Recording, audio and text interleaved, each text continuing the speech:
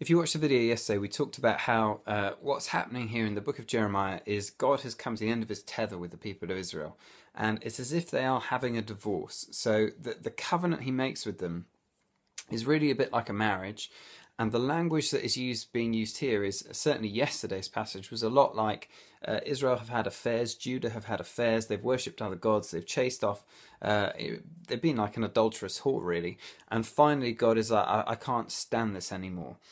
And sometimes, if all we look at is the divorce moment, we feel very sorry for Israel, and it can seem like they're the victim here, and God is the evil kind of punisher who is kind of bringing about this destruction. Actually, Jeremiah, what he can also help us to do is see the way in which Israel really are the ones that have treated God incredibly badly up until this stage. So this passage gives you the insights into that. So there's just a few things that I'll highlight to you. Chapter 5, the little title there is a helpful one. Not one is upright, i.e. there's not a single person Jeremiah can find, or God can find, who is behaving in a way that reflects Jesus, that reflects the character of God. So verse 4, he goes to the people who are poor and he says, look, he says to himself, look, these guys, they don't know any better. Maybe this is just them. No one's ever taught them the ways of God. I'll go and talk to the leaders. He then goes to talk to the leaders and he finds that the leaders have actively rebelled against God. They've turned away from him. You can look on verse 8 and 9. Everyone wants to have affairs, literally with other people's wives.